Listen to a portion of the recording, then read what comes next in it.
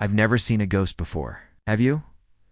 Well, in this magical bedtime tale for children and collectors of spooky stories, a young boy named Benny is going to find out what it feels like when an invisible friend becomes visible.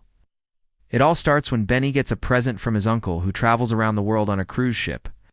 Now, it's not that Benny doesn't appreciate the gift he got, but he wishes it was something else.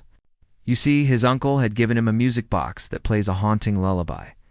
And it wasn't the kind of thing that Benny wanted to keep in his bedroom. But his mother told him that perhaps one day he would understand why it was such a special gift. Benny couldn't see anything special about it, so he took it into his room and left it on his shelf. And every time he went to bed, the music box would start playing, and it made it hard to sleep. So he asked his mom if he could return it. But she said, "No, your uncle gave this to you with love. It's not something you can just return."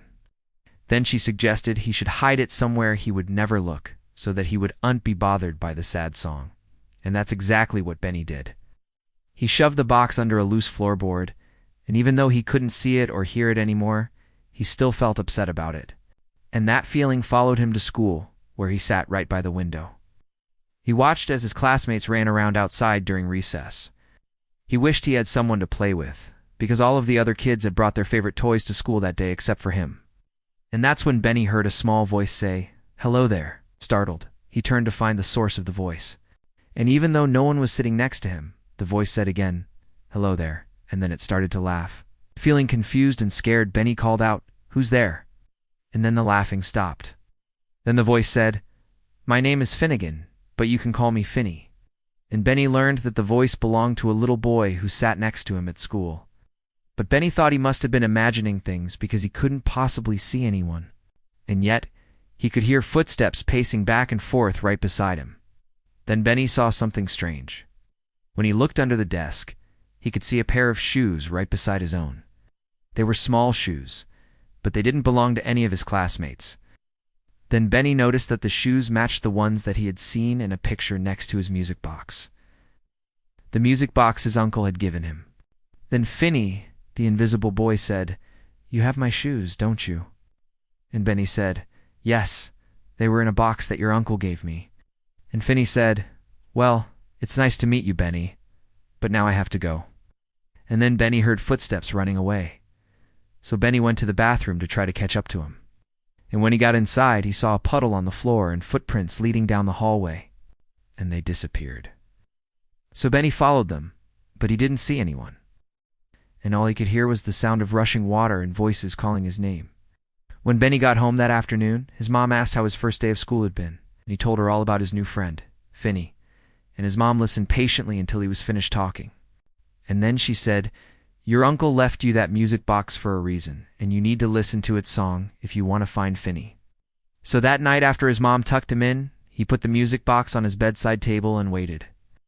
As soon as the lights were turned off, the music began playing. And even though it was slow and sad, Benny didn't feel scared anymore. In fact, it sounded like a song of hope. So he walked to the window and stared out into the darkness. And as the music swelled, he began to feel lighter and happier, like he was floating through the air.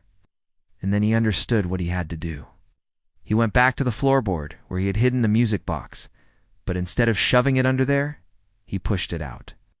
And when the music stopped, the floorboard snapped back into place. It was like nothing had ever been there at all. And Benny heard a voice say, "Thank you for setting me free." And he knew it was Finny. Then Benny saw a small figure standing in front of him. It was a boy who looked about 8 years old. He was a thin boy with big blue eyes, and he wore a sailor suit with a red neckerchief tied around his neck. And Benny was so excited that he finally had a friend to play with. And even though Finny was only visible to him, Benny knew that he wasn't alone anymore. They played video games together and built pillow forts, and Benny's parents were happy to see that he was making a friend because they knew that he needed someone to talk to. And even though Finny was an invisible ghost, Benny never felt lonely. And sometimes when Benny would tell Finny jokes, he would laugh so hard that he would become visible to others for a few seconds. And they would both be so surprised and happy whenever this happened. But sadly, it was only temporary, because after a while, Finny would always fade away and become invisible again. One day, Benny was building a spaceship out of blankets and pillows when he heard Finny say, "My time here is almost over, and I'm going to miss you, Benny." And Benny felt very sad to hear this, but Finney continued, "Don't you worry, though. I'll be leaving you alone, because a part of me will always stay with you through the music box." And that made Benny feel better, because even though his friend was going away, he would still have the memories they made together. And Benny knew that whenever he listened to the music box, he would remember all of the fun times that they had. And then Finney became visible one last time, and he said, "Thank you for being my friend." And then he faded away. And Benny was very sad, but as he reached for the music box to listen to the song, he heard his mother say, "There you are, you little rascal. I've been looking everywhere for you." And Benny asked, "What do you mean?" And his mom said, "Why?" "Because you haven't aged in hundreds of years, silly goose. You were left on this earth to be loved by a family, and you were my brother's best friend when we were young. And now you're my son." And Benny realized that his mom was the one who had given him the music box, and she had hoped that it would bring her brother back to her. And Benny understood that he wasn't just an ordinary boy. He was a magical spirit who had been given a chance at a new life. So Benny hugged his mom, and he told her that he loved her, and then he went to his room to change into his pajamas. When he turned around, his feet were no longer his. They were the same small feet that had belonged to Finney. And Benny knew that his adventure was only just beginning. Thank you for watching this episode. If you enjoyed it, please hit the like button and subscribe if you haven't already. We'll see you next time.